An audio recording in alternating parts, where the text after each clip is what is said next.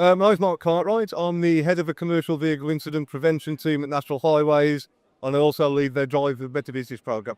What's the need for driving for better business? At work drivers are a good proportion of those involved in incidents on our roads. Probably about a third of all incidents at the very least involve an at work driver. We know that probably 600 at work drivers will die on the roads each year.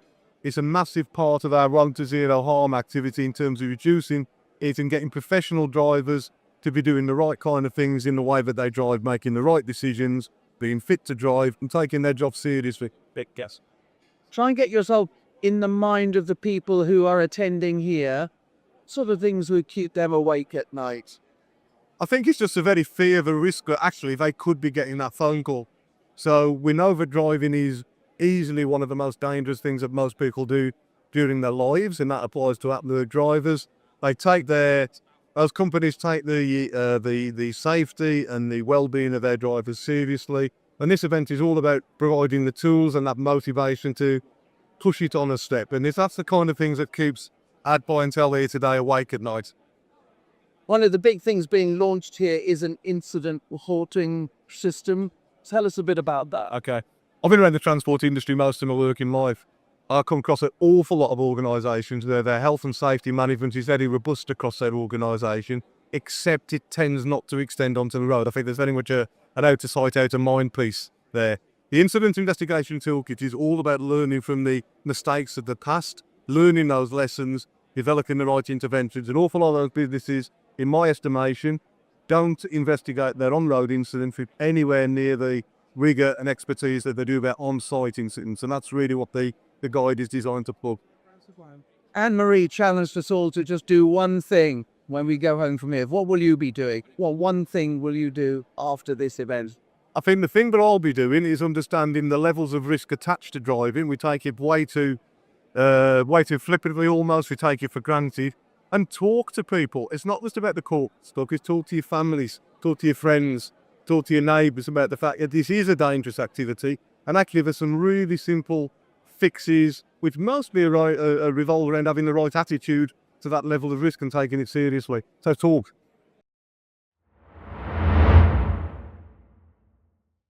We've done this, third year we've done this now. Every year there is a buzz.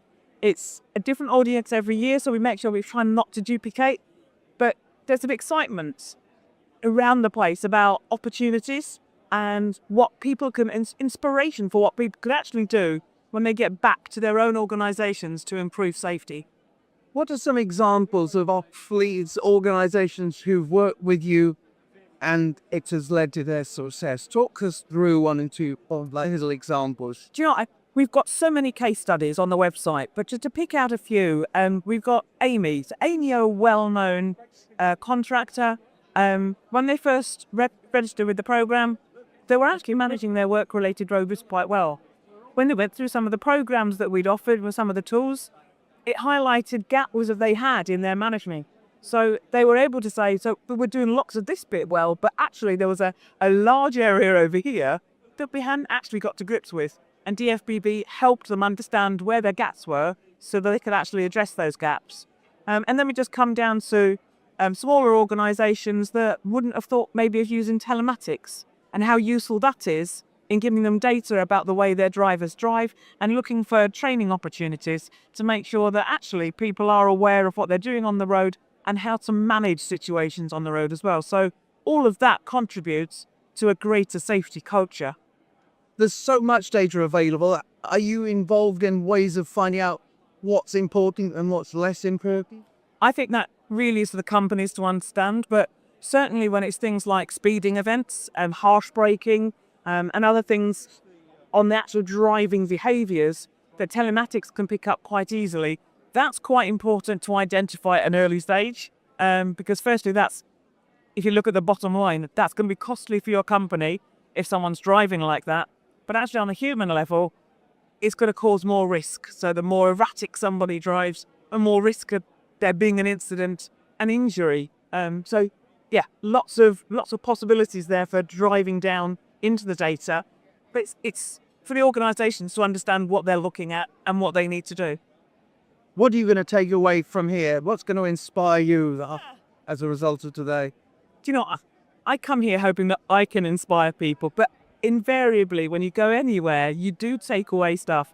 I think what inspires me is the amount of people that come up and say, we really want to do better. We really like what you've done. Can you help us with this? So what I'm taking away is we need to communicate more with our community out there to find out what their problems are, what their issues are, and how we can support them better.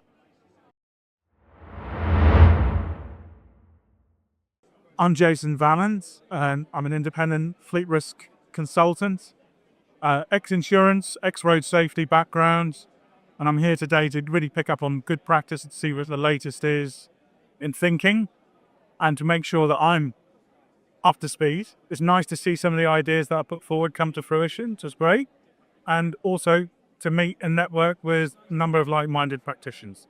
What are the big ticket items in your world right now? The big ticket items for me is ultimately getting the leadership to change. Business owners and leaders, executives, need to understand how important this is to their bottom line. Fleet risk management, safety, just makes a perfect sense. One, you have to do it. And the second, you'd be daft not to do it because there's big money to be saved. What about this idea of top down and bottom up? How can you inspire organizations to have that kind of meeting of minds? Well, I think you've got to start somewhere first. My personal view is that you've got to start top down.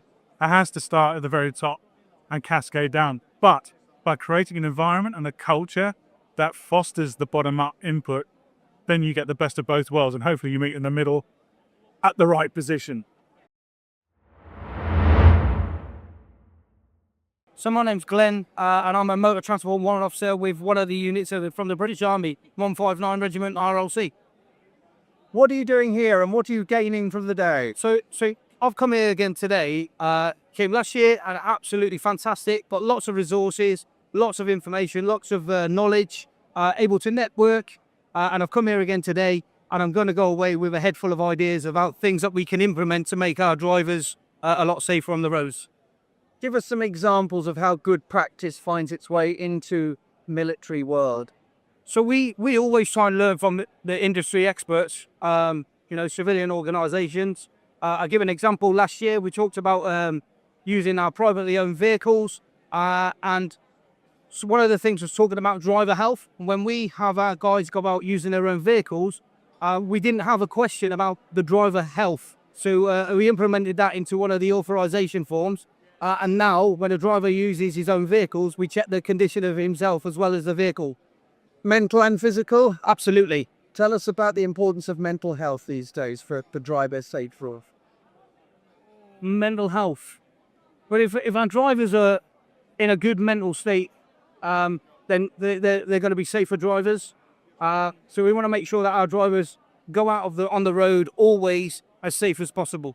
Annie, just before lunch, she sent us all the way to say, do one thing when you get back to work after this event. What will you do? So things I will do is I'm going to review our MT policies, our motor transport policies, and I'm going to try and use them in conjunction with the Driving for Better Business policy builders and see how we can map them across and learn from industry. Hi, I'm Kate Walker and I am here from the Diabetes Safety Organisation, delivering the information and awareness around the risks from diabetes on our roads. Tell us how well you're going down with the people who are here. It's been a great event. Everyone's really interested to know more. What impact does diabetes have in this area and why is it having such a significant influence on the industry and the HOS fleet?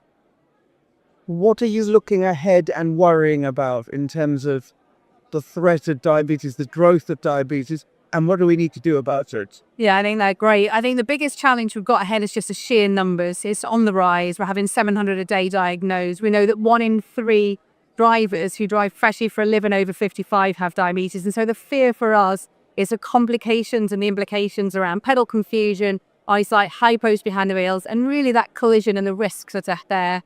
And for us, I think really the quick solution is education, bring up awareness and educate managers and fleets on how to help themselves and their staff to stay safe around diabetes in the workplace. just tell us about your relationship with Driving for Better Business and Network Railways. So we work very closely with Driving for Better Business and alongside National Highways, developing new guidance and work on our latest report that's looking at the 5 risks in the workplace and how we take that forward. And again, been invited to great events like this today where we get to share and raise awareness around such an important topic. I think one of the great things in the world of driver safety is that people in this field are beginning to embrace what we would consider the basics of excellence. Was a speaker about HOP. I was talking about just culture. Somebody else mentioned just culture. That whole principle that you change the situation, you don't try and tell the person to take more care. And I think many more organizations are beginning to embrace that as a principle of how we go from where we are to a much better level of standard. And I think the fact that people are paying attention to that now is the thing that I've noticed here most.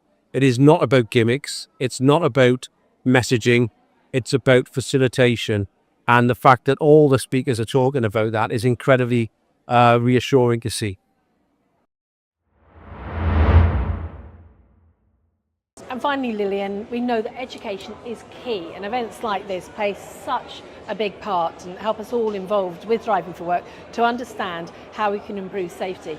I love the fact that during your presentation you said, do your bit. Absolutely, we've all got a role to play. And the great thing about this event today is obviously National Highways programme Driving for Better Business is that education piece. It is working with employers, with organisations, telling them the changes that they can make, giving them that support so that we can all have better, safer roads, better, safer organisations.